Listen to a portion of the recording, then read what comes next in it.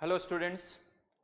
तो last class से आगे कंटिन्यू करते हैं। लास्ट क्लास के अंदर जो हमारा डिस्कशन था वो डिस्कशन एडियाबेटिक प्रोसेस पर था। एडियाबेटिक प्रोसेस पर बेस्ड हमने क्वेश्चंस किए थे और न्यूमेरिकल्स किए थे और रिवर्सिबल इरिवर्सिबल एक्सपांशन कंप्रेशन के हमने न्यूमेरिकल्स किए थे और उस पर बेस्ड हमने कुछ कंक्लूजन्स ड्रॉ किए थे। कंक्लूजन्स के बाद हमने कर्व प्लॉट किया था और कर्व जब हम प्लॉट कर रहे थे तो मैंने आपको बताया था कि दो केसेस वहां पर बनते हैं। Case 1 for same final pressure, इसके अंदर दो पार्ट थे। ए पार्ट एक्सपांशन जिसका कर्व हम प्लॉट कर चुके हैं, मैं फिर से उसको रीड्रॉ कर रहा हूं एक्सपांशन के कर्व को। ये P वर्सेस V का कर्व है।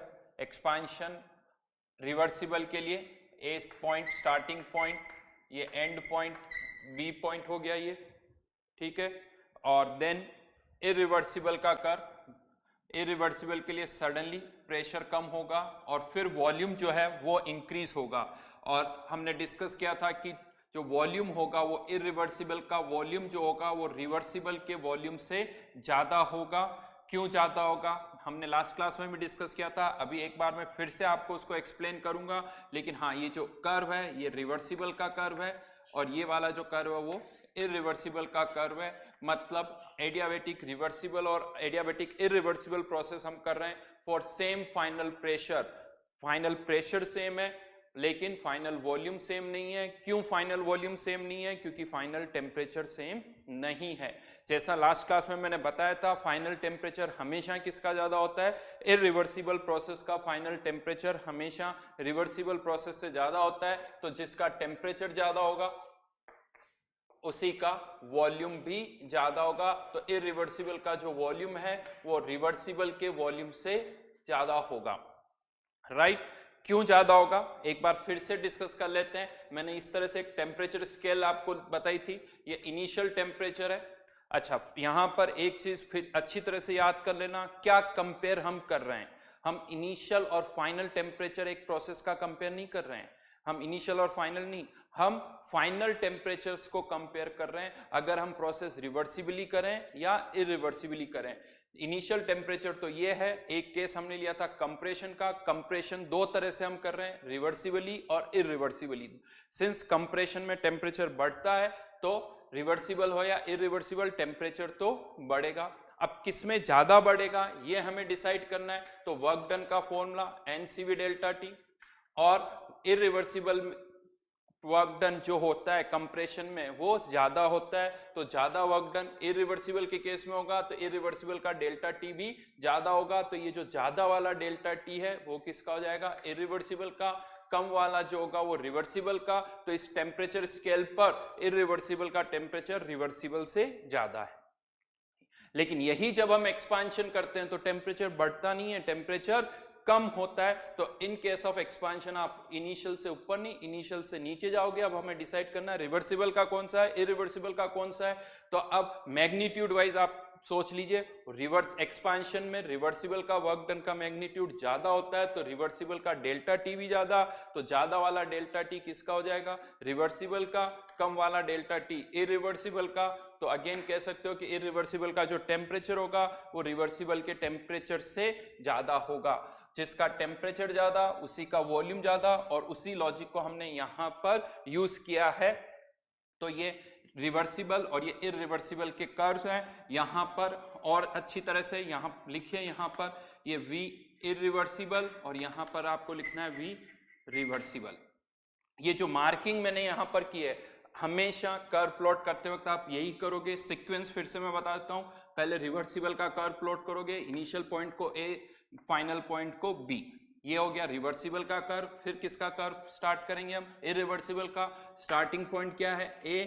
अब इरिवर्सिबल का कर्व हम प्लॉट करेंगे। लास्ट क्लास में मैंने तरीका भी बताया था। इस तरह से कुछ 3 पॉइंट्स आप इमेजिन कर सकते हो, 1 2 3, और फिर डिसाइड करो कि 1 पे रुकना है, 2 पे रुकना है, 3 पे रुकना है। अल्टीमेटली जब डिसाइड करो तो ये चेक कर लो कि इरिवर्सिबल का वॉल्यूम ज्यादा है या रिवर्सिबल का। चलिए देखते हैं कितना समझ में आया आप लोगों को। तो अब यही कर्व हम किसके लिए बनाएंगे? कंप्रेशन के केस में। कंप्रेशन के केस में आपको ये कर्व बनाना है। ऑब्वियसली कर्व आप नहीं दिखा सकते हो तो वो आप खुद ट्राई कर लीजिए। कंप्रेशन का लास्ट क्लास में भी मैं दे चुका हूं आपको, तो होपफुली आपने ट्राई किया होगा। चलिए मैं बताता हूं कैसा होना चाहिए। पहले P वर्सेस V, अब कंप्रेशन है तो कर्व कुछ यहां से स्टार्ट होगा। रिवर्सिबल में केवल कर्व वही रहेगा, क्योंकि अभी भी कौन सी इक्वेशन फॉलो कर रहे हैं, PV की पावर गामा, ये A पॉइंट, ये B पॉइंट। कंप्रेशन है तो ये एरो की डायरेक्शन इस तरफ, यहां पर एरो की डायरेक्शन इस तरफ थी, केवल एरो की डायरेक्शन बदलती है रिवर्सिबल के केस में। अब हमें किसके लिए कर्व प्लॉट करना है, इरिवर्सिबल के लिए। इरिवर्सिबल में कंप्रेशन हो रहा है, पहले प्रेशर बढ़ेगा, जैसे ही प्रेशर बढ़ेगा, ये प्रेशर बढ़ गया, अब वॉल्यूम कम होगा, वॉल्यूम कम होगा यानी कर्व इस तरफ आएगा। फिर से सोचना है 1 2 और 3, 1 2 और 3, इसमें से कहां आके हमें रुकना है। तो कंडीशन क्या है, इरिवर्सिबल का वॉल्यूम रिवर्सिबल से ज्यादा होना चाहिए, तो डेफिनेटली बी पॉइंट तो नहीं हो सकता। अब 1 और 3 में से डिसाइड करना है, तो यहां पर वॉल्यूम इरिवर्सिबल का ज्यादा होना चाहिए, तो ये V इरिवर्सिबल और ये क्या हो जाएगा V रिवर्सिबल। यानी किस पॉइंट पर आके रुकोगे, यहां पर रुकोगे। गड़बड़ कहां होती है, ऐसा लगता है यहां पर ज्यादा चले तो यहां पर भी ज्यादा चलने का लगता है कि ये सही होगा, नहीं, यहीं पर आके रुक जाओगे। इरिवर्सिबल का वॉल्यूम रिवर्सिबल के वॉल्यूम से ज्यादा होगा, तो ये रिवर्सिबल का कर्व है और ये इरिवर्सिबल का कर्व है। राइट, फाइनल स्टेट सेम नहीं है। लास्ट क्लास में भी एक और चीज मैंने बताई थी, आप वर्क एरिया को वर्क डन को एरिया से कंपेयर नहीं कर सकते हैं। बस यहां पर हमें ग्राफ प्लॉट करना है, वो कर्व कैसे होंगे वो मैंने आपको बताया है। मेन पॉइंट यहां पर यही है कि जो एंड पॉइंट है वो सेम नहीं होंगे, स्टार्टिंग पॉइंट सेम है। सिंस फाइनल प्रेशर सेम है तो ये बी और सी पॉइंट एक ही हॉरिजॉन्टल लाइन पर है, क्योंकि फाइनल प्रेशर दोनों का सेम है, तो ये बी और सी पॉइंट एक ही हॉरिजॉन्टल लाइन पर होंगे। लेकिन यही अब हम जब for same final volume discuss करेंगे, case 2 for same final volume, A part expansion,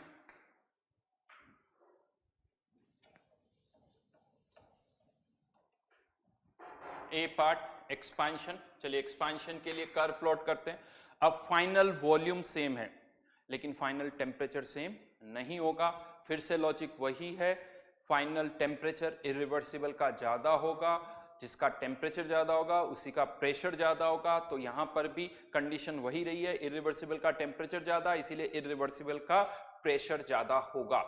ठीक है, अब कर्व प्लॉट करते हैं। तो फिर से रिवर्सिबल के लिए तो एक्सपांशन में कोई चेंज नहीं, ये ए पॉइंट और ये बी पॉइंट। ठीक है, ये एक्सपांशन का कर्व।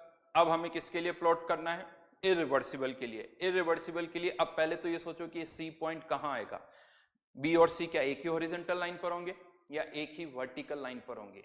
तो यहाँ फाइनल वॉल्यूम सेम है, तो अब बी और सी एक ही वर्टिकल लाइन पर होंगे। तो अब की बार जो बी और सी पॉइंट आएंगे वो इस वर्टिकल लाइन पर होंगे। हाँ, अब हमें ये देखना है कि वो जो सी पॉइंट होगा वो बी पॉइंट से ऊपर होगा या सी पॉइंट जो होगा वो बी पॉइंट के नीचे होगा। क्या आपको ऐसा लगता है बी पॉइंट पर आएगा, तो बी पे तो नहीं आ सकता। अब हमें देखना है कि वो बी से ऊपर होगा या बी के नीचे होगा। तो ये बी, ये किसका प्रेशर है, रिवर्सिबल का प्रेशर, और इरिवर्सिबल का जो प्रेशर होगा वो रिवर्सिबल के प्रेशर से ज्यादा होगा। तो यहां पर कहीं पॉइंट आना चाहिए, यानी ये सी पॉइंट होगा।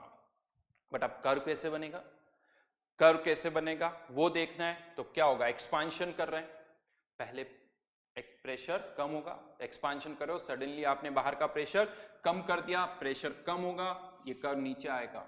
बहुतों को ऐसा लगता है कि पहले वॉल्यूम चेंज होगा। एक इरिवर्सिबल प्रोसेस में हमेशा पहले वर्टिकल लाइन या वर्टिकल लाइन आएगी, प्रेशर पहले चेंज होगा और फिर उसके बाद वॉल्यूम चेंज होगा। तो ये ए से बी और ये ए से सी, तो ये इस तरह के कर्व्स यहां पर होंगे। ये इरिवर्सिबल प्रोसेस का कर्व है, ये रिवर्सिबल प्रोसेस का कर्व है in case of same final volume. चलिए अब आपको प्लॉट करना है कंप्रेशन के केस में। ये एक्सपांशन था, अब आपको प्लॉट करना है सेम फाइनल वॉल्यूम के लिए कंप्रेशन का कर्व, जैसे यहां पर हमने दो कर्व्स प्लॉट किए हैं, यहां पर भी आपको कर्व प्लॉट करना है। ट्राई करके देखिए, फिर देखते हैं आपका आंसर मैच करता है या नहीं करता है। पेन पेपर पर करिए जल्दी से।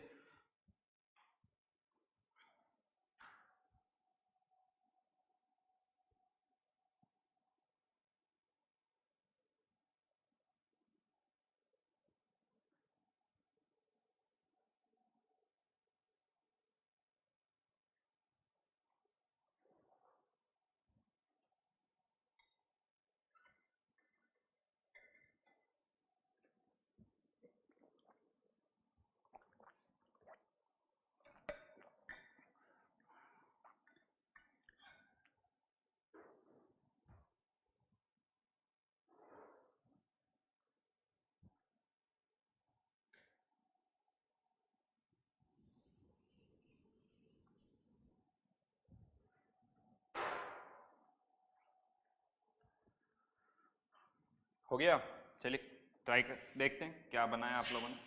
P वर्सेस V, पहले reversible A point, B point, compression, तो ये इस तरफ एरो। अब इरिवर्सिबल का कर्व वो भी कहां से स्टार्ट होगा, A पॉइंट से।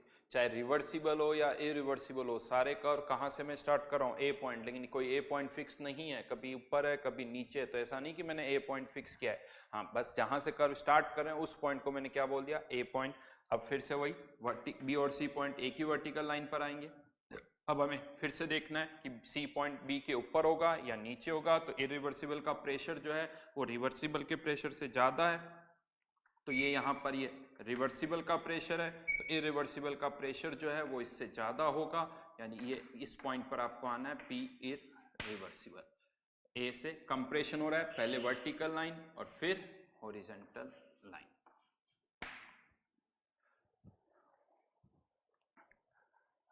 अगेन यहां पर मैं आपको बता दूं, ये कर्व ठीक है, इन पर और कोई क्वेश्चन नहीं आ सकता। हाँ, जेईई में इस तरह के क्वेश्चन आ सकते हैं कि 4 ऑप्शन गिवन हो और आपसे पूछा जाए कि किस केस में कौन सा कर्व होगा, तो वो पूछा जा सकता है। अदरवाइज अंडरस्टैंडिंग के लिए इनकी बहुत इंपॉर्टेंस है, आगे चल के मैं बताऊंगा। इवन एंट्रोपी को समझने में इनकी हमें बहुत जरूरत पड़ेगी, और ये अगर क्लियर है तो एंट्रोपी में बहुत सारे पॉइंट्स को समझना हमारे लिए बहुत आसान होगा, और अगर ये क्लियर नहीं है तो उनमें कंफ्यूजन जो है वो बहुत ज़्यादा हो जाता है। तो आपको इनको प्लॉट करना है। अभी एक बार मैंने बताया, वापस से आप रजिस्टर बंद करो इनको और इनको फिर से प्लॉट करो। केसेस माइंड में आनी चाहिए कि केसेस हमने क्या बनाए हैं, और आपको इन कर्व्स को प्लॉट करना है। ठीक है, देन यहां पर एक पॉइंट है जो अब मैं और आपको ऐड करवा रहा हूं।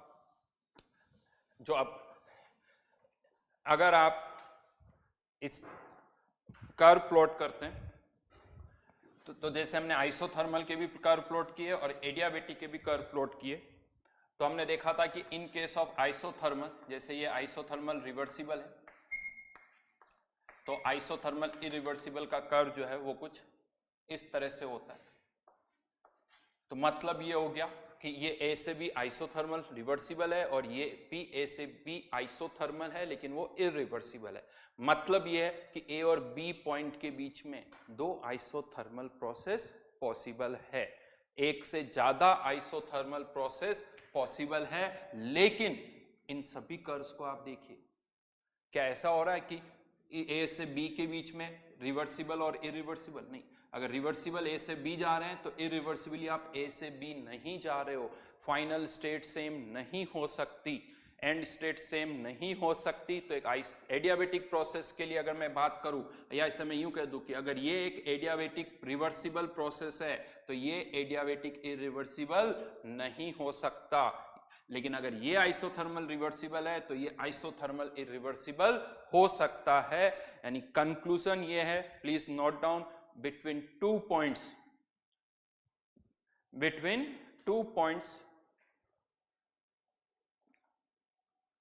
two isothermal process are possible, but between 2 points two adiabatic process are impossible. 2 adiabatic process are impossible. यानी इसको मैं क्वेश्चन की फॉर्म में आपसे पूछूं तो ये पूछ सकता हूं कि ये आइसोथर्मल रिवर्सिबल है, क्या ये आइसोथर्मल हो सकता है, तो आपका आंसर होगा हो सकता है। अगर मैं फिर से क्वेश्चन पूछता हूं कि ये एक एडियाबेटिक रिवर्सिबल है, क्या ये एक एडियाबेटिक इरिवर्सिबल हो सकता है, तो आपका आंसर है नहीं हो सकता है, क्योंकि फाइनल स्टेट सेम रिवर्सिबल की और इरिवर्सिबल की सेम नहीं आ सकती। ठीक है, तो ये याद रखना। कभी कभी इस तरह के ट्रू एंड फॉल्स के स्टेटमेंट्स आ जाते हैं, जेई में भी बहुत इस तरह के स्टेटमेंट्स आते हैं, तो वहां पर इनकी हमें जरूरत पड़ेगी। नाउ एडियाबेटिक में अभी तक जितने भी कर्व्स हमने यहाँ पर प्लॉट किए हैं वो P वर्सेस V के बीच में ही था, P वर्सेस V के बीच में। लेकिन क्या जरूरी कि हमेशा कर्व हम P वर्सेस V के बीच में प्लॉट करें? क्या होगा अगर एक एडियाबेटिक प्रोसेस के लिए हम कर्व P वर्सेस T के बीच में प्लॉट कर रहे हैं? अच्छा, मैं कर्व प्लॉट कर रहा हूं तो कह सकते हो हाँ मैं रिवर्सिबल की ही बात कर रहा हूं, तो P वर्सेस T के बीच का कर्व प्लॉट करना है। PV का करना था तो कौन सी इक्वेशन यूज की? PV की पावर गामा। अब हमें कौन सी इक्वेशन यूज करनी पड़ेगी? P की पावर 1 माइनस गामा, T की power gamma equals to constant.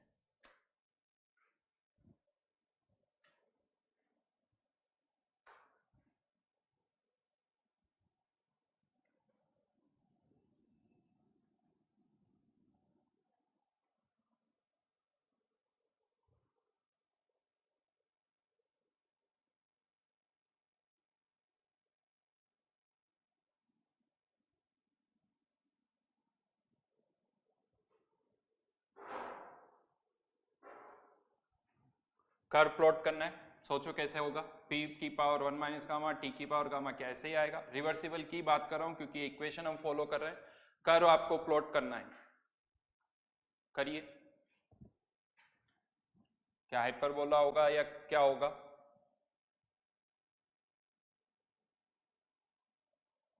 उसके लिए इक्वेशन को रीअरेंज करना होगा। तो P वर्सेस T का है तो T को इधर लेके जाना पड़ेगा। P सम कांस्टेंट है, ठीक है, वो तो कुछ T की पावर इधर जाएगा तो माइनस गामा, तो इसको मैं गामा या माइनस लिख देता हूं, और ये 1 माइनस गामा, तो अल्टीमेटली ये सम कांस्टेंट T की power gamma upon gamma minus 1, gamma upon gamma minus 1। Gamma obviously positive term है और नेगेटिव नहीं है, तो ये वैल्यू हमेशा जो होगी वो ये वैल्यू, और गामा जो है Cp अपॉन Cv जो कि 1 से ज्यादा ही होता है, तो ये वैल्यू जो है पावर जो है 1 से ज्यादा होगी, 1 से ज्यादा होगी, यानी एक पैराबोलिक कर्व होगा समथिंग लाइक दिस। क्योंकि टेम्परेचर अगर थोड़ा सा बढ़ता है तो प्रेशर में जो चेंज होगा वो और ज्यादा होगा। ये एक तरह से y equals to some constant into x की पावर 2, x की पावर 3, x की पावर 4, इस तरह की जो भी इक्वेशन आ रही है, लेकिन हाँ x की पावर जो होगी वो 1 से ज्यादा होगी। तो ये P वर्सेस T का कर्व है। ये P वर्सेस V का था, यहाँ पर जो हमने प्लॉट किया वो P वर्सेस T का है फॉर एडियाबेटिक प्रोसेस। तो यहाँ पर अभी तक हमने अलग अलग तरह के प्रोसेस डिस्कस किए, आइसोथर्मल, आइसोकोरिक, आइसोबारिक और एडियाबेटिक। इन्हें रिवर्सिबली, इरिवर्सिबली, इन सब के फॉर्मूले हमने लिखे हैं। तो बहुत सारे क्वेश्चंस इसी पर बनते हैं कि वर्क डन निकालो, डेल्टा यू निकालो, डेल्टा एच निकालो। अब यहीं पर इसमें और क्या हो सकता है? तो प्रोसेस तो और भी बहुत सारे, ऐसा नहीं कि ये 4 प्रोसेस होते हैं, प्रोसेस तो आप बहुत सारे डिफाइन कर सकते हो। तो यहीं पर एक जनरल प्रोसेस की अब हम बात कर रहे हैं जनरलाइज्ड वे में, जिसे हम कहते हैं polytropic process. Polytropic process, polytropic process किसे कहते हैं? जिसको हम किससे रिप्रेजेंट कर सकें? PV की power x equals to constant. PV की पावर x, जहां पर x कोई वेरिएबल है जिसकी वैल्यू माइनस इंफिनिटी से लेके प्लस इंफिनिटी तक कुछ भी हो सकती है। ऐसे प्रोसेस को हम कहते हैं पॉलीट्रोपिक प्रोसेस, राइट? हाँ, लेकिन यहां पर एक बहुत कॉमन डाउट जो आता है या कंफ्यूजन जो होता है, बहुतों को ऐसा लगता है कि कोई सा भी प्रोसेस हो वो पॉलीट्रोपिक होगा। तो मैं बता दूं ऐसा नहीं है।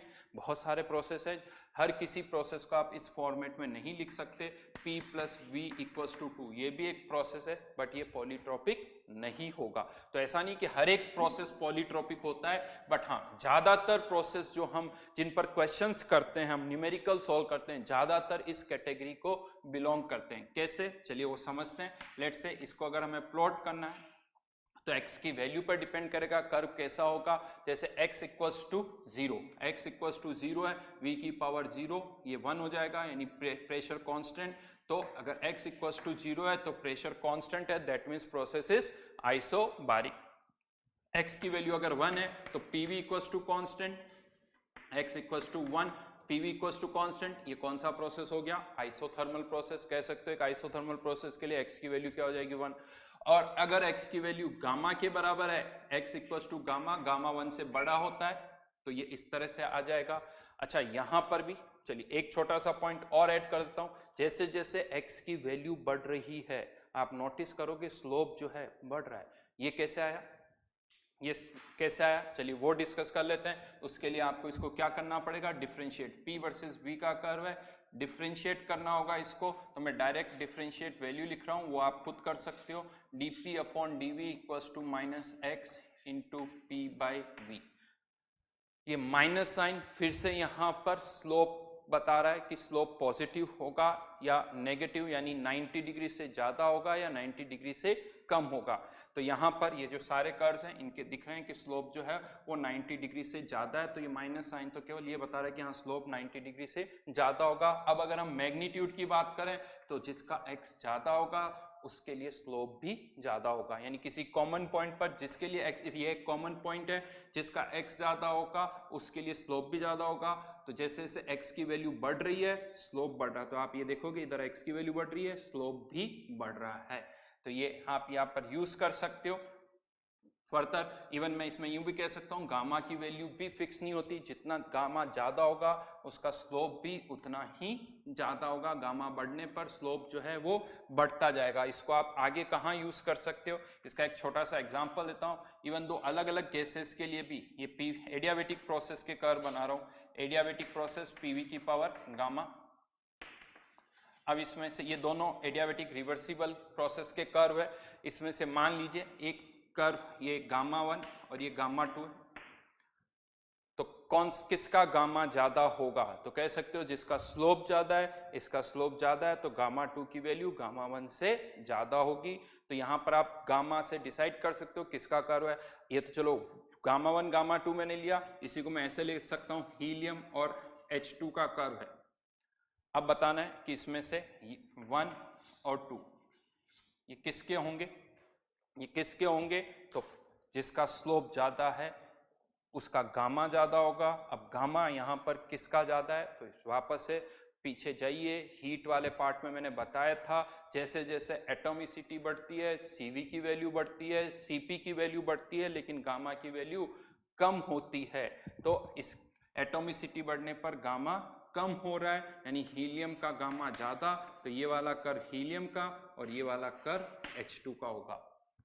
उसी से रिलेट कर दिया यहाँ पर। तो ये भी अलग अलग गैसेस के लिए क्वेश्चंस इस तरह से आ सकते हैं। तो जिसका गामा ज्यादा होगा उसका कर्व नीचे होगा, जिसका गामा कम होगा उसका कर्व ऊपर होगा, या यूं कह सकते हो जिसकी एटॉमिसिटी कम उसका कर्व नीचे होगा। वापस मैं यहाँ पर आ रहा हूँ। अगर x इन्फिनिटी हो तो उसको सोचने का तरीका थोड़ा सा बदलना पड़ेगा। इसको आप यहाँ से भी सोच सकते हैं, अगर x इन्फिनिटी हुआ तो स्लोप क्या हो जाएगा? इनफाइनाइट। स्लोप इनफाइनाइट मतलब एक वर्टिकल लाइन। तो this is x equals to infinite. जैसे जैसे x की वैल्यू बढ़ रही है ये कर्व कुछ इस तरह से शिफ्ट होता जा रहा है। आप आगे भी ड्रॉ कर सकते हैं, ऐसा नहीं है। x की और किसी वैल्यूज के लिए मैंने 0 से लेकर इन्फिनिटी तक किया, आप बाकी वैल्यूज के लिए भी कर्व प्लॉट कर सकते हैं। तो एक पॉलीट्रोपिक प्रोसेस है, आइसोथर्मल, आइसोकोरिक, आइसोबारिक, एडियाबेटिक। हाँ, ये चारों जो प्रोसेस है आप इन्हें पॉलीट्रोपिक प्रोसेस कह सकते हो, एक जनरल प्रोसेस है। अब यहाँ पर कभी x की वैल्यू 2, कभी 3, कभी 4, इस तरह के क्वेश्चंस आ सकते हैं। लेकिन हाँ ये क्लियर है क्योंकि हमने इक्वेशन यहाँ पर लिख दी, कर्व प्लॉट कर सकते हैं। तो ये जो सारा डिस्कशन यहाँ पर हो रहा है वो रिवर्सिबल के लिए हो रहा है। अगर पॉलीट्रोपिक कोई भी है इक्वेशन आपने लिख दी, मतलब हम बात किसी करें रिवर्सिबल प्रोसेस की। अब यहाँ पर भी फिर से वही क्वेश्चन बनेंगे कि बताइए Q, W, डेल्टा U और delta H। Q, W, delta U और डेल्टा H इसकी क्या वैल्यू होगी? तो यहाँ पर मैं आपको बता दूं, देखिए आइडियल गैस है तो डेल्टा U और डेल्टा H इनके फॉर्मूले तो देखिए फिक्स है, उनमें तो कोई चेंज होता ही नहीं है।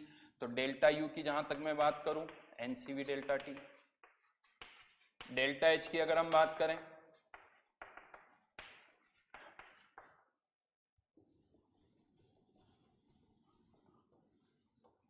एनसीपी डेल्टा टी,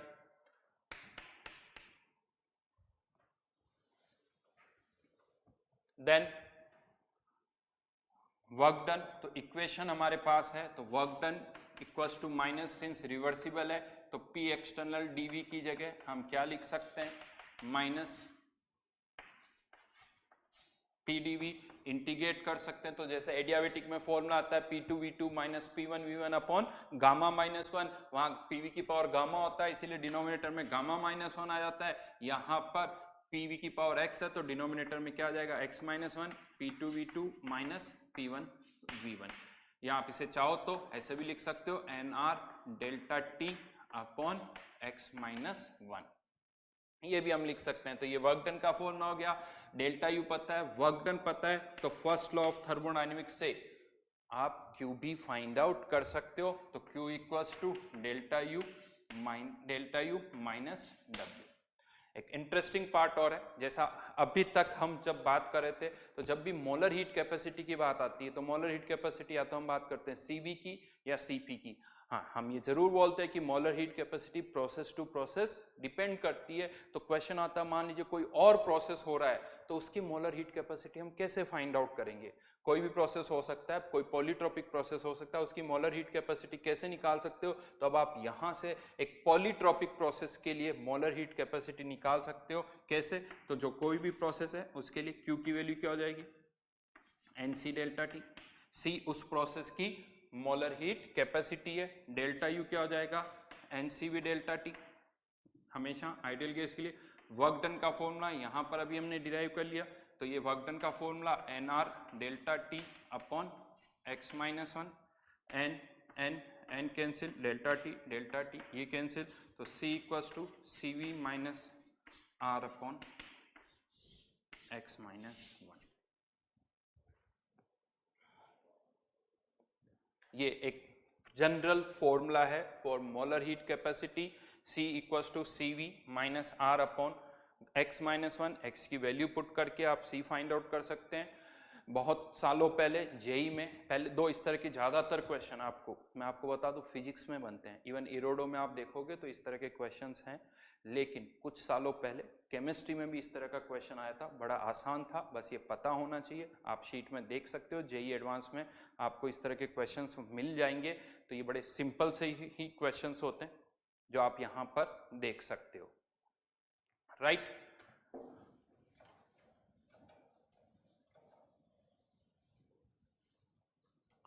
तो एक मोलर हीट कैपेसिटी के फॉर्मूले हमारे पास आ गए। मोलर हीट कैपेसिटी का भी फॉर्मूला है, यहाँ से हम delta U, delta H, work done और क्यू ये सब फाइंड आउट कर सकते हैं। तो ये फॉर्मूले किसी भी पॉलीट्रोपिक प्रोसेस के लिए हम यहाँ से ये फॉर्मूले यूज कर सकते हैं।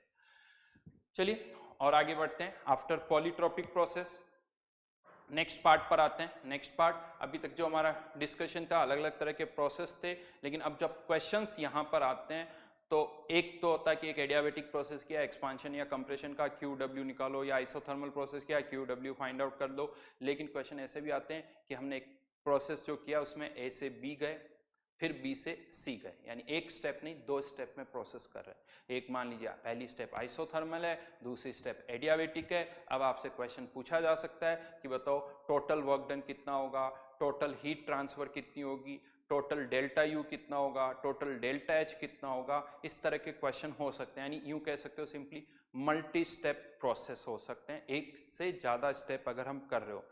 अगर इस तरह के मल्टी स्टेप प्रोसेस आते हैं, अभी मैं मल्टी स्टेप वर्ड यूज कर रहा हूं, मल्टी स्टेप प्रोसेस, ठीक है, कोई बड़ी बात अलग नहीं है। जैसे ए से बी हम जा रहे हैं और बी से सी हम जा रहे हैं। अगर क्वेश्चन ये delta U delta H find out करना है, टोटल डेल्टा यू और डेल्टा एच, तो केवल अगर डेल्टा यू या डेल्टा एच का क्वेश्चन है तो आप ये सोचो कि आप ए से डायरेक्ट कहां जा रहे हो, सी जा रहे हो, क्योंकि आप ए से सी किसी भी पाथ से जाओगे डेल्टा यू या डेल्टा एच में कोई चेंज नहीं होगा। तो अगर डेल्टा यू टोटल हमें फाइंड आउट करना है, आप इसका निकाल के दोनों का सम करो, या डायरेक्ट ए से सी का निकालोगे, आंसर में कोई चेंज नहीं होगा, यानी डेल्टा यू जो टोटल हम निकालेंगे डायरेक्ट भी निकाल सकते हैं, यानी ए से C equals to delta U A से B plus delta U B से सी। ये वैल्यू सेम आएगी, आप चाहे फॉर्मूला लगा दो, लेकिन डेल्टा यू डेल्टा एच का आपके इस केस में ऐसा कह सकते हो। लेकिन अगर मैं आपसे कहूँ वर्क डन फाइंड आउट करना है तो आपको इंडिविजुअली ही करना होगा। वर्क डन के लिए आप अलग अलग स्टेप्स फॉलो, ये ऐसा नहीं कि डायरेक्ट ए से सी का वर्क डन निकाल सकते हो, ए से सी किस पाथ के थ्रू जा रहे हो आपको वो देखना होगा। तो कंफ्यूजन नहीं हो, यहाँ पर इसका और इसका डेल्टा यू अलग अलग निकाल के ऐड करो, या मैं इसको ऐसे कह रहा हूं कि डेल्टा यू ए से सी डायरेक्टली निकालो, आंसर में कोई डिफरेंस नहीं आएगा। बट अगर आपको टोटल वर्क डन निकालना है, टोटल वर्क डन, इसे आप टोटल डेल्टा यू भी बोल सकते हो, ये डेल्टा यू टोटल भी होगा, लेकिन टोटल वर्क डन निकालना है तो वो किसके बराबर होगा, ए से बी प्लस बी से सी।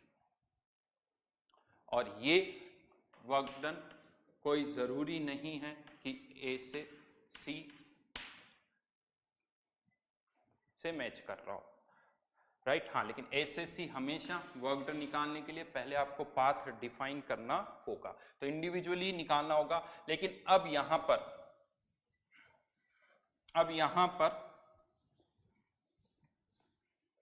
अगर आप इसी तरह से इसमें मैं फिर से एक बार रिपीट कर दूं, हो सकता है आपको नोट रिप्रेजेंटेशन देख के कुछ गड़बड़ लगे। ये ए से सी डायरेक्टली अगर आप वर्ड निकालोगे, डायरेक्टली कुछ करोगे तो वो आंसर जो है जरूरी नहीं इससे मैच करे, लेकिन ये चीज हमेशा मैच करेगी कि ए से बी, बी से सी, ये वर्क डेल्टा यू हमेशा इसके बराबर आएगा। बट अब अगर हम घूमते हुए ए से बी, बी से सी, घूमते हुए वापस सी से ए की तरफ आ जाएं तो ऐसे प्रोसेस को हम क्या कहते हैं, साइक्लिक प्रोसेस। साइक्लिक प्रोसेस यानी वापस घूम फिर कर अगर आप अपनी ओरिजिनल स्टेट में आ रहे हो। लेट्स से एक एग्जांपल लेते हैं, ये एक प्रोसेस हमने किया, ए से B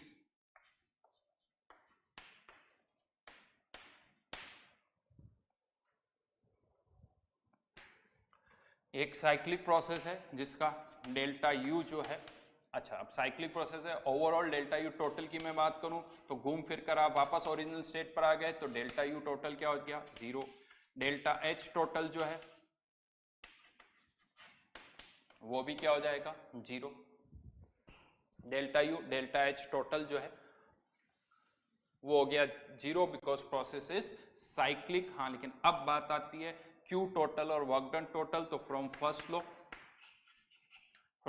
law Q total equals to minus W total. अब टोटल वर्क डन कैसे निकालना है, तो यहां पर भी वही चीज है, ए से बी का निकालो, बी से सी का निकालो, सी से डी का निकालो या डी से ए का निकालो। जैसे यहां पर हमने इंडिविजुअली किया ए से बी का और बी से सी का, यहां पर भी आपको वही करना होगा। हाँ, लेकिन उसके लिए पहले इन हर एक ए बी सी डी हर एक पॉइंट्स के आपको कोऑर्डिनेट्स पता होने चाहिए। कोऑर्डिनेट्स मतलब प्रेशर, वॉल्यूम, 2 वेरिएबल पता होने चाहिए। तो पहला काम हर एक के कोऑर्डिनेट्स पता कर लो, प्रेशर, वॉल्यूम, टेम्परेचर, 3 में से कोई 2 पैरामीटर, ए का, बी का, सी का और डी का। हर एक स्टेप के लिए वर्क डन का फॉर्मूला लगा सकते हो, हर एक स्टेप के लिए क्यू का फॉर्मूला लगा सकते हो और ऐड करके क्यू टोटल या डब्ल्यू टोटल फाइंड आउट कर सकते हैं। तो यहां से एक तरीका तो ये है, लेकिन अब यहां पर अगर हम टोटल वर्क डन की बात करें तो उसका एक और तरीका है। Total work done find out करने का एक और तरीका भी है, वो क्या है, अगर हम देखें यहां से इस पर्टिकुलर प्रोसेस में ए से बी, क्योंकि हमें ये पीवी कर्व है तो एरिया अंडर द कर्व क्या बताता है, वर्क डन। तो ए से बी का ये एरिया क्या हो गया, वर्क डन के बराबर हो गया। बी से सी राइट नाउ वर्क डन 0 है। सी से डी ये भी वर्क डन बता रहा है एरिया अंडर द कर्व, लेकिन हाँ ए से बी वर्क डन एक्सपांशन हो रहा तो नेगेटिव है, सी से डी कंप्रेशन हो रहा तो पॉजिटिव है। तो जब आप इन दोनों को ऐड करोगे तो यहाँ पर ए से बी ये पूरा वर्क डन था, सी से डी इतना था, तो ऐड करने पर ये दोनों एक दूसरे को कैंसिल आउट कर देंगे और यहाँ पर फिर से जीरो है, तो नेट एरिया कितना बचेगा, ये वाला, विच इज एरिया इनक्लोज। तो इन ए साइक्लिक प्रोसेस जो टोटल वर्क डन होगा, टोटल वर्क डन जो होगा W total will be equals to area enclosed। Total work done जो होगा वो एरिया इनक्लोज्ड के बराबर होगा। यस, हाँ, यहां से आपको केवल क्या पता चल रहा है, मैग्नीट्यूड। साइन अगर आपको देखना है कि इसका साइन क्या होगा, तो जैसे यहां पर हम देखें तो ये नेगेटिव वाला एरिया एक्सपांशन हो रहा है, नेगेटिव एरिया ज्यादा है, पॉजिटिव एरिया कम है, तो ओवरऑल वर्क डन क्या होगा, नेगेटिव। अब इसको याद कैसे करें, तो राइट नाउ ये जो प्रोसेस है क्लॉकवाइज है, तो अगर एक क्लॉकवाइज साइक्लिक प्रोसेस है तो कह सकते हो कि टोटल वर्क डन जो होगा वो नेगेटिव होगा। और यही एंटी क्लॉकवाइज अगर प्रोसेस है तो टोटल वर्क डन जो होगा वो पॉजिटिव होगा। तो क्लॉकवाइज एंटी क्लॉकवाइज प्रोसेस के लिए आप इस तरह से साइन देख सकते हो, और वर्क डन पता चल गया टोटल वर्क डन, तो उसका साइन बदल दो तो आपको क्यू भी पता चल जाएगा। तो इससे कैलकुलेशन करना आसान हो जाता है, हर एक स्टेप को आपको सॉल्व नहीं करना पड़ रहा है, डायरेक्ट आप एरिया निकाल के भी कर सकते हो। ठीक है, लेकिन फिर से मैं याद दिला दूं, ये सारा डिस्कशन तब हो रहा है जब ये पीवी कर्व है, क्योंकि एक पीवी कर्व में ही एरिया अंडर द कर्व को आप वर्क डन के बराबर कर सकते हो। ये पीवी कर्व होना चाहिए और कोई कर्व नहीं होना चाहिए। हाँ, क्वेश्चन इस तरह से भी आ सकते हैं कि वी वर्सेस टी का कर्व साइक्लिक प्रोसेस है, अब क्या करें बताओ।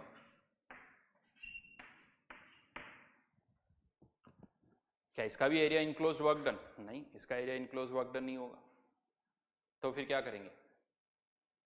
यस, यही थॉट आता है सबके कि सर इसको पीवी कर्व पर रीप्लॉट कर लेंगे। अब सोचो अगर आपने इसको पीवी कर्व पर रीप्लॉट किया, कैसे करोगे, चलिए ट्राई करते हैं, थोड़ा सा आइडिया देता हूँ। पी वर्सेस वी का, ए से बी, तो चलिए वॉल्यूम कांस्टेंट है, वॉल्यूम कांस्टेंट है तो कर्व क्या आएगा, एक वर्टिकल लाइन आ जाएगी।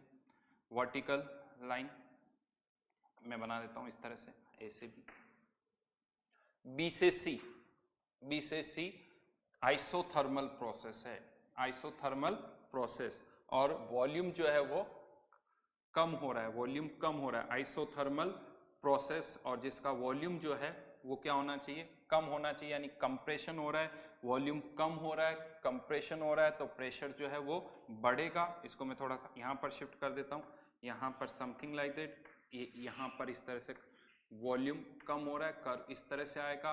फिर सी से डी अगर हम देखें, सी से डी फिर से वॉल्यूम कांस्टेंट, हाँ, लेकिन इस बार टेम्परेचर कम हो रहा है तो प्रेशर भी कम होगा, और फिर वापस से आइसोथर्मल प्रोसेस का कर्व कुछ इस तरह से होगा। ये पीवी में अगर आप इसको कन्वर्ट करते हो तो ये कर्व इस तरह से कुछ आएगा। अभी मेन ये नहीं कि ये कर्व ऐसा कैसे आएगा, हाँ ये जरूर क्लियर है कि ये कर्व स्ट्रेट लाइन नहीं होगी, ये आइसोथर्मल प्रोसेस है, ये स्ट्रेट लाइन नहीं होगी। और अब मैं आपसे कहूँ कि इसका एरिया इनक्लोज निकालो, नहीं निकाल सकते। एरिया इनक्लोज आप इजीली तभी निकाल सकते हो जब यहाँ पर कुछ स्क्वायर, रेक्टेंगल या ट्राइंगल इस तरह से बन रहा हो। अगर इस तरह का शेप आ रहा है तो आप इसका एरिया नहीं निकाल सकते हो, और अब इसका एरिया नहीं निकाल पाएंगे तो फिर वर्क डन कैसे निकालेंगे।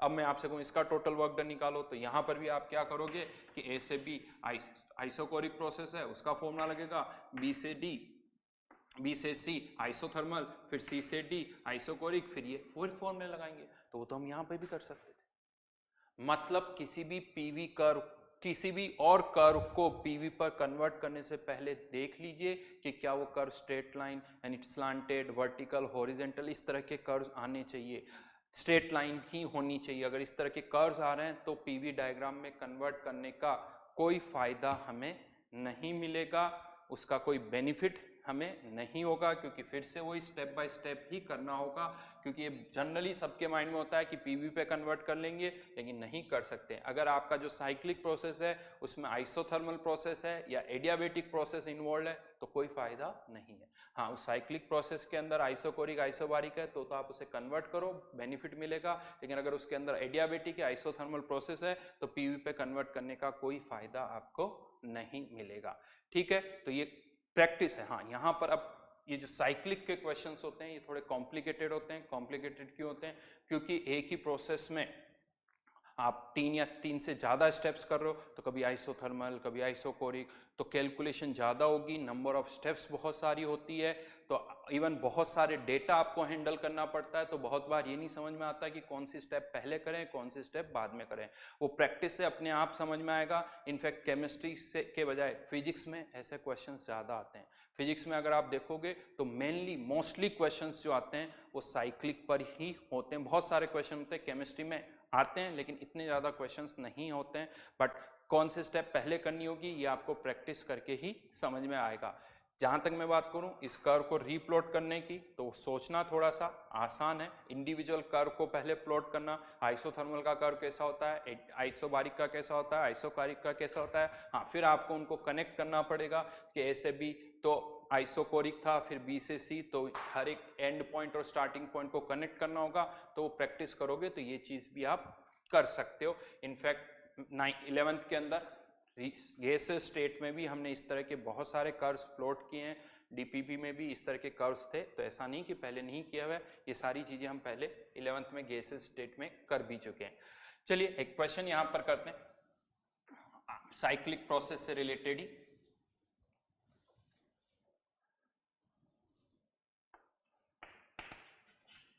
फाइंड WBC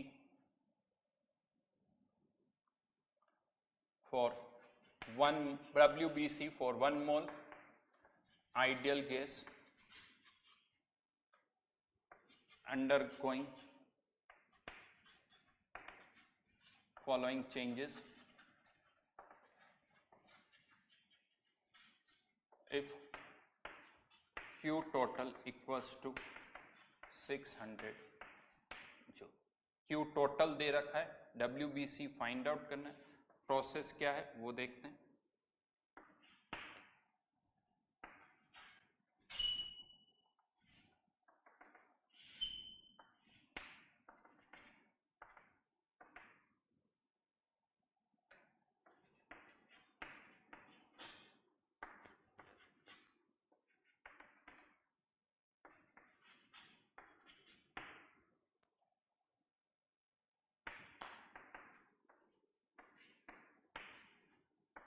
ए से बी, बी से सी, सी से डी। ये लाइन जो है किसके थ्रू पास हो रही है? ओरिजिन के थ्रू। टेम्परेचर यहाँ 200 केल्विन, 300 केल्विन और ये 400 केल्विन टेम्परेचर दे रखा है। वॉल्यूम का डेटा नहीं गिवन है। फाइंड आउट क्या करना है आपको? बी से सी स्टेप का वर्क डन।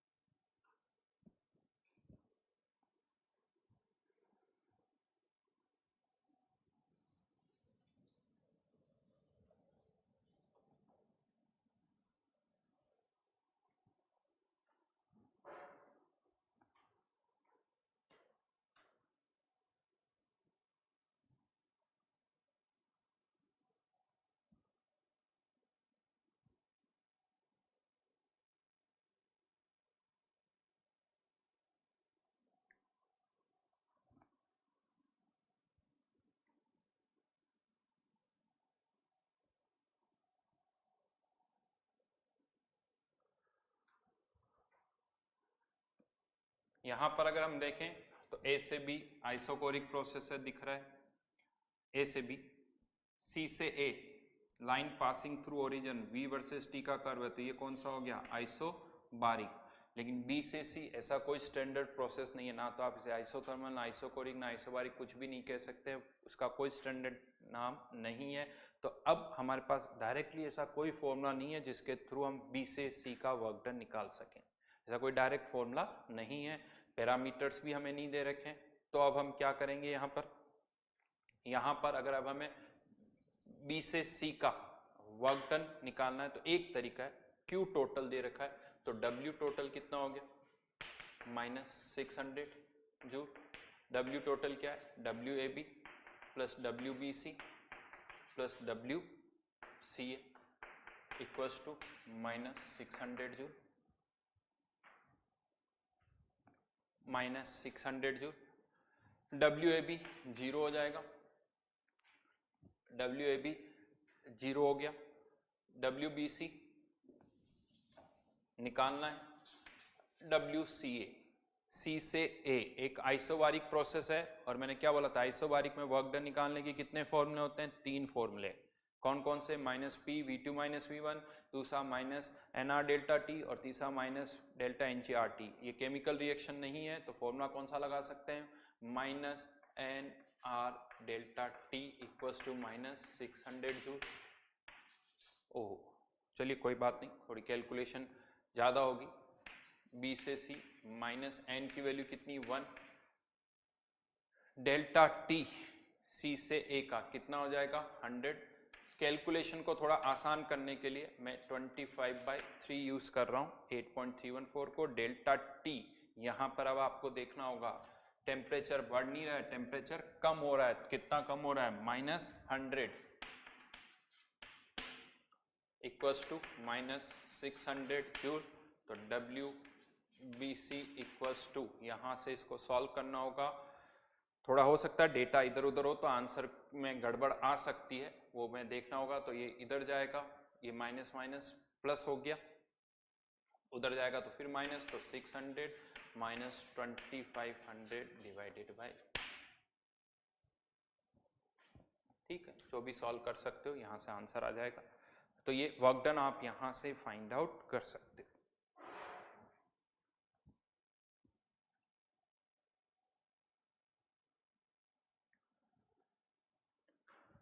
ठीक है, अच्छा यहीं पर एक और क्वेश्चन देता हूँ। थर्मोडायनेमिक्स को हमने 2 पार्ट में डिवाइड किया हुआ है, थर्मोडायनेमिक्स पार्ट 1, थर्मोडायनेमिक्स पार्ट 2। तो ऑलमोस्ट यहाँ पर हम थर्मोडायनेमिक्स पार्ट 1 कंप्लीट कर चुके हैं, और हाँ आप कह सकते हो कि अभी भी एंट्रोपी वर्ड कहीं नहीं आया, तो वो थर्मोडायनेमिक्स पार्ट 2 में डेफिनेटली आएगा। अब हम उसकी ओर मूव कर रहे हैं। तो ये तो था work done, Q, delta U, delta H, ये सारा डिस्कशन था, कैलकुलेशन थी, फर्स्ट लॉ हमने यूज किया, और फर्स्ट लॉ का आप कह सकते हो एप्लीकेशन वाला पार्ट था। बट अब क्वेश्चन ये आता है कि चैप्टर हमने किस पर्पस के लिए स्टार्ट किया था, पर्पस क्या था हमारा चैप्टर स्टार्ट करने से पहले। हमें ये फाइंड आउट करना था कि इस यूनिवर्स में कौन से चेंजेस होते हैं, कौन से नहीं होते हैं, उनकी कंडीशंस क्या है, कैसे हम डिसाइड करते हैं कि ये चेंज होगा, ये चेंज नहीं होगा, ये कैसे डिसाइड करते हैं। इस पर्पस के लिए हमने इस चैप्टर को इंट्रोड्यूस किया था। और जैसा मैंने कहा था, क्या एनर्जी से हम फाइंड आउट कर सकते हैं कि कौन सा प्रोसेस होगा, कौन सा प्रोसेस नहीं होगा। जनरली सबके माइंड में आता है कि हाँ सर हम एनर्जी से कह सकते हैं, जनरली एनर्जी कम होती है तो वो रिएक्शन हो जाती है क्योंकि सिस्टम ज़्यादा स्टेबल हो रहा है। तो आप इसको सोच के देखिए क्या ये सही है क्या, कि अगर किसी की एनर्जी कम हो रही तो वो प्रोसेस हो जाएगा, और अगर किसी रिएक्शन में एनर्जी बढ़ रही तो वो प्रोसेस नहीं होगा। अगर हम इसको ऐसे सोचें तो इसका मतलब हर एक एंडोथर्मिक रिएक्शन के अंदर एनर्जी तो बढ़ रही है प्रोडक्ट की, तो फिर कोई भी एंडोथर्मिक रिएक्शन फिजिबल नहीं होनी चाहिए। यानी इसको मैं ऐसे पुट कर दूं, H2O लिक्विड से H2O वेपर जब आप बनाते हो तो वेपर की एनर्जी तो H2O लिक्विड से ज़्यादा होती है, एनर्जी की बात की मैंने, टोटल एनर्जी ज़्यादा होती है। यानी वो नहीं बनना चाहिए बट बनता है, कुछ कंडीशंस पे वो बनता है, ऐसा नहीं कि नहीं बनता है, वो रिएक्शन होती है। वो फिजिबल होती है, तो एनर्जी से आप डिसाइड नहीं कर सकते कि कौन सी रिएक्शन होगी, कौन सी रिएक्शन नहीं होगी। बहुत सारी रिएक्शन ऐसी है जिसमें प्रोडक्ट की एनर्जी रिएक्टेंट से ज़्यादा है, वो भी रिएक्शन होती है। बहुत सारी ऐसी है जिसमें प्रोडक्ट की एनर्जी रिएक्टेंट से कम है, वो। और इवन मैं आपको बता दूं, बहुत सारी रिएक्शन ऐसी है जिसमें प्रोडक्ट की एनर्जी रिएक्टेंट से कम होती है, लेकिन वो रिएक्शन फिर भी नहीं होती है, राइट। कंडीशन टू कंडीशन वो वेरी करता है। तो यहां पर क्वेश्चन ये आता है कि क्या ये फर्स्ट लॉ जो हमने इंट्रोड्यूस किया है, क्या इससे हमारा पर्पस सॉल्व हो रहा है क्या? तो आप कह सकते हो नहीं सर, ऐसा तो आपने कुछ डिस्कस ही नहीं किया इस पूरे अभी तक के डिस्कशन में, बस हम तो Q W delta U delta H ये कैलकुलेट करते रह गए, तो फर्स्ट लॉ का क्या यूज है? तो ऐसा लगता है कि कोई यूज यहां पर नहीं है, तो नहीं, मैं आपको बताऊं फर्स्ट लॉ का भी कुछ हद तक यूज है। क्या यूज है थोड़ा सा समझते हैं, खासकर कि कौन सा प्रोसेस होगा कौन सा प्रोसेस नहीं होगा उसको लेके। तो इसके लिए फर्स्ट लॉ ऑफ थर्मोडायनेमिक्स के स्टेटमेंट को हम यहाँ पर इंटरप्रेट करेंगे। मैं यहाँ पर फर्स्ट लॉ ऑफ थर्मोडायनेमिक्स के स्टेटमेंट को दो तरह से इंटरप्रेट करूंगा। आपको ये बताना है कि क्या ये दोनों इंटरप्रिटेशन सही है या दोनों में से कोई एक सही है या दोनों ही इंटरप्रिटेशन गलत है। पहला फर्स्ट लॉ ऑफ थर्मोडायनेमिक्स का स्टेटमेंट में वापस बोल रहा हूं, total energy of universe remain constant, that is the first law of thermodynamics. इसका मतलब यूनिवर्स के अंदर ऐसा कोई भी प्रोसेस नहीं हो सकता, फर्स्ट इंटरप्रिटेशन, इसका मतलब यूनिवर्स के अंदर ऐसा कोई भी प्रोसेस नहीं हो सकता जिससे यूनिवर्स की एनर्जी चेंज हो रही हो। क्या लगता है, सही है या गलत है? यस, सही है। यूनिवर्स के अंदर ऐसा कोई भी प्रोसेस नहीं हो सकता जिससे यूनिवर्स की एनर्जी चेंज हो रही हो। दैट इज फर्स्ट इंटरप्रिटेशन कि हाँ, कोई भी ऐसा प्रोसेस नहीं हो सकता जिसमें यूनिवर्स की एनर्जी चेंज हो रही हो, वो फिजिबल नहीं होगा। टोटल एनर्जी में कोई चेंज नहीं हो सकता। सेकंड इंटरप्रिटेशन, तो क्या इसका यह भी मतलब है कि यूनिवर्स के अंदर वो सारे प्रोसेस जरूर होंगे जिसमें यूनिवर्स की एनर्जी कंजर्व रहती हो, जिसमें यूनिवर्स की एनर्जी कंजर्व रहती हो, वो सारे प्रोसेस जरूर होंगे? सोच के देखो। पहला वापस से फर्स्ट इंटरप्रिटेशन, यूनिवर्स के अंदर ऐसा कोई भी प्रोसेस नहीं हो सकता जिससे यूनिवर्स की एनर्जी चेंज हो रही हो, तो ये ट्रू है। लेकिन सेकंड स्टेटमेंट, क्या यूनिवर्स के अंदर वो सारे प्रोसेस जरूर होंगे जिसमें यूनिवर्स की एनर्जी चेंज हो रही हो, वो सारे प्रोसेस जरूर होंगे जिसमें यूनिवर्स की एनर्जी कांस्टेंट रहती है, तो ये फॉल्स है। नहीं, यूनिवर्स के अंदर बहुत सारे, यानी अगर हम बात करें जिसमें एनर्जी कांस्टेंट रहती है, ऐसे बहुत सारे प्रोसेस होते हैं और बहुत सारे नहीं भी होते हैं। यानी अगर एनर्जी कांस्टेंट है तो इसकी कोई गारंटी नहीं कि वो प्रोसेस होगा। हाँ, लेकिन अगर एनर्जी कांस्टेंट नहीं है टोटल तो वो प्रोसेस नहीं होगा। लेकिन अगर एनर्जी कांस्टेंट है तो इसकी कोई श्योरिटी नहीं है कि वो प्रोसेस होगा या नहीं होगा। मतलब क्या है, फर्स्ट लॉ हमें कुछ तो बता रहा है। क्या बता रहा है? कि ये कुछ ऐसे प्रोसेस हैं, ये कुछ ऐसे प्रोसेस है जो कि फिजिबल नहीं होंगे। कौन से? जिसमें यूनिवर्स की एनर्जी चेंज हो जाए। इसको ऐसे समझना कि आप मेरे पास आए सपोज और मुझे कहते हैं सर देखो सर, मैंने कुछ सोचा है, बड़ा इंटरेस्टिंग एक प्रोजेक्ट बनाया है, इसमें हम पहले ऐसे करेंगे फिर ऐसे करेंगे फिर ऐसे करेंगे। आपने कहा, मैंने कुछ कैलकुलेशन करके देखा और मैंने देखा कि इसमें तो यूनिवर्स की एनर्जी चेंज हो रही है। तो मैं कह दूंगा नहीं, जो तुम सोच रहे हो वो पॉसिबल ही नहीं है, वो फिजिबल नहीं है। लेकिन अगर टोटल एनर्जी चेंज, ऐसे भी बहुत सारे प्रोसेस है जिसमें यूनिवर्स की टोटल एनर्जी में कोई चेंज नहीं होता है, क्या लगता है आपको वो सारे प्रोसेस फिजिबल है? नहीं, वो सारे भी फिजिबल नहीं, उनमें से कुछ फिजिबल है और कुछ फिजिबल नहीं है। फॉर एग्जांपल, इस रूम में मैं हॉट कप ऑफ टी रख देता हूं, हॉट कप ऑफ टी रख दिया, क्या होगा?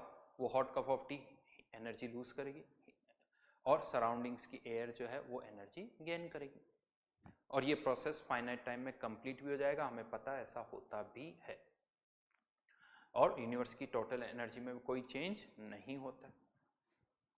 लेकिन सोचो कभी ऐसा क्यों नहीं होता कि इस रूम में मैंने हॉट कप ऑफ टी रखा और ये हॉट कप ऑफ टी और हॉट हो जाए, सराउंडिंग्स की एयर इस हॉट कप ऑफ टी को और हॉट कर, जबकि इसमें भी टोटल एनर्जी क्या रहेगी, कांस्टेंट रहेगी।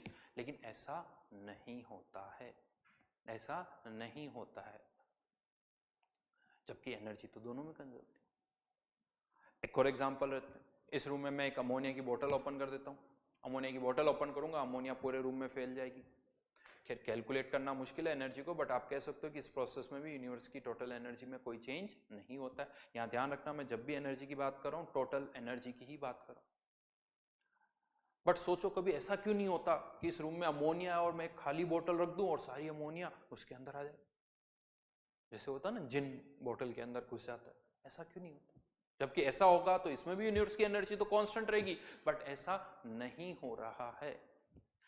मतलब यूनिवर्स की टोटल एनर्जी कांस्टेंट है, इससे ये गारंटी नहीं मिलती कि वो प्रोसेस होगा। लेकिन हाँ, अगर टोटल एनर्जी कांस्टेंट नहीं है तो इससे ये पता चलता है कि वो प्रोसेस नहीं होगा। तो फर्स्ट लॉ ये बता रहा है कि ये कुछ प्रोसेस जिसमें यूनिवर्स की एनर्जी चेंज हो रही है वो तो नहीं होंगे, लेकिन वो ये नहीं बता पा रहा कि बाकी बचे प्रोसेस जिसमें यूनिवर्स की एनर्जी कांस्टेंट है वो होंगे या नहीं होंगे। यानी हमें कुछ और सोचना होगा, हमें कुछ और समझना होगा कि यूनिवर्स के अंदर कौन से प्रोसेस होते हैं, कौन से प्रोसेस नहीं होते हैं। इसके लिए कोई और पैरामीटर हमें सोचना पड़ेगा, and that parameter is called entropy.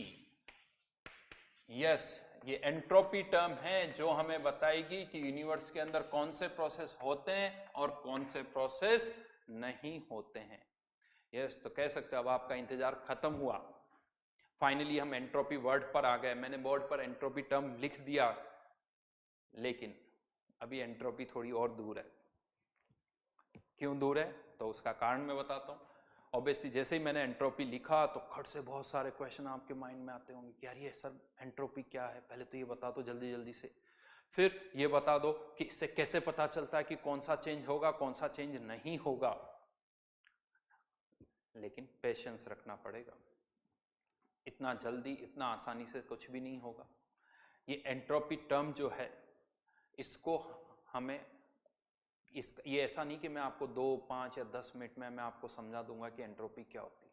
ये एक टाइम टेकिंग प्रोसेस है, अराउंड 2 to 3 लेक्चर्स लगेंगे आपको एंट्रोपी को समझने में। इवन स्टेप बाय स्टेप समझ में आएगी। पहले मैं कुछ आपको कहूंगा उससे थोड़ा सा कुछ समझ में आएगा, फिर आगे हम कुछ और डिस्कस करेंगे उससे कुछ और समझ में आएगा, फिर कुछ और डिस्कस करेंगे उससे कुछ और समझ में आएगा। इवन हो सकता है कि अभी मैं आपसे कुछ कहूं आपको समझ में ही नहीं आएगी सर ये क्या कह रहे हो, लेकिन वो सेंटेंस फिर भी आपको याद रखना है। हो सकता है कि नेक्स्ट क्लास में जब मैं आपसे कुछ कहूं तब आपको मेरे पहले वाले स्टेटमेंट की इंपॉर्टेंस पता चले कि हाँ सर आपने वो कहा था, तब जाके वो स्टेटमेंट आपको समझ में आएगा। या ऐसा हो सकता है कि जब आप उन स्टेटमेंट्स को एक दूसरे से कनेक्ट करो तब आपको ये समझ में आए कि यार ये एंट्रोपी क्या है। यस, एक ऑरा बनाना होगा, इसके बारे में सोचना होगा, इस अपने चारों तरफ एक एनवायरनमेंट क्रिएट करना होगा। वो एनवायरनमेंट कौन सा होगा, जो स्टेटमेंट्स मैं यहाँ पर बोल रहा हूँ वो एनवायरनमेंट क्रिएट करना होगा, तब जाके ये समझ में आएगी। इनिशियली ऐसा लगेगा कि नहीं सर नहीं समझ में आ रहा, बट फिर भी आपको सोचना है, पॉजिटिव एटीट्यूड के थ्रू भी सोचना है कि नहीं मुझे इसको समझना है। आपको उन सेंटेंसेस को याद रखना है, माइंड में ये रखना है कि हाँ धीरे धीरे ये समझ में आएगी। और ये तो गारंटी है, देखो समझ में तो आपको एंट्रोपी आ जाएगी, बस आप मेरे को सुनते रहिए। और जब लेक्चर खत्म हो तो वो स्टेटमेंट्स आपके माइंड में घूमने चाहिए। सडनली नहीं होगा, 10% समझ में आएगी, फिर 20%, फिर 30%, इस तरह से धीरे धीरे समझ में आएगी एंट्रोपी। इवन कुछ न्यूमेरिकल्स जब हम करेंगे तो और अच्छी तरह से वो एंट्रोपी समझ में आएगी कि न्यूमेरिकल्स करने से भी हमें उसमें हेल्प मिलती है। तो ऐसे बहुत सारी चीजें, यानी 3 to 4 लेक्चर्स का पेशेंस आपको रखना पड़ेगा हमें इस एंट्रोपी टर्म को अगर समझना है तो। और उसके लिए जो बाकी का सारा डिस्कशन है अभी तक जो हमने किया वो भी आपको टिप्स पर याद होना चाहिए। ऐसा नहीं कि अब मैं आपसे कुछ कहूं और आप सोचो सर कहाँ कहा था आपको, फिर आप वहां पर दिमाग लगाओगे तो फिर ये एंट्रोपी समझ में नहीं आएगी। खट से जैसे ही मैंने कुछ कहा हाँ सर अब मुझे याद है, वो स्टेटमेंट हम यहाँ पर यूज करेंगे। बहुत सारे अच्छे अच्छे स्टेटमेंट्स लिखे हैं तो वो अच्छी तरह से याद होने चाहिए। देखिए थर्मोडायनेमिक्स और इससे जो पहले चैप्टर हमने किए थे वो इनसे बहुत अलग है। मैं आपसे पूछूं केमिकल इक्विलिब्रियम, ठीक है कोई ज्यादा नोट्स पढ़ने की जरूरत नहीं है, बार बार एक बार आपने पढ़ लिया न्यूमेरिकल सॉल्व करने लग जाते हो जाता काम। लेकिन थर्मोडायनेमिक्स में ऐसा नहीं है, नोट्स अच्छी तरह से याद होने चाहिए। जो स्टेटमेंट जैसा है वैसा ही आपको याद करना होगा। पर्टिकुलर ये स्टेटमेंट आपको यहाँ यूज करना होगा, अब मैं उसकी जगह किसी और स्टेटमेंट के थ्रू समझूंगा तो समझना जो है वो मुश्किल हो जाएगा। तो ये यहाँ पर बहुत जरूरी है। तो अब यहीं पर अभी तो मैंने केवल हेडिंग डाली है, आपको क्या करना है, जो होमवर्क अभी मैं दूंगा वो तो खैर आपको करना ही है, बट अभी तक का जितना डिस्कशन हुआ है उसको फिर से बहुत अच्छी तरह से रिवाइज करना है ताकि एंट्रोपी समझ में हमें अच्छी तरह से आ सके। राइट, तो होमवर्क मैं आपको ग्रुप में बता दूंगा, जो भी आपका होमवर्क होगा इससे आगे चलिए फिर हम नेक्स्ट क्लास में करेंगे। Thank you.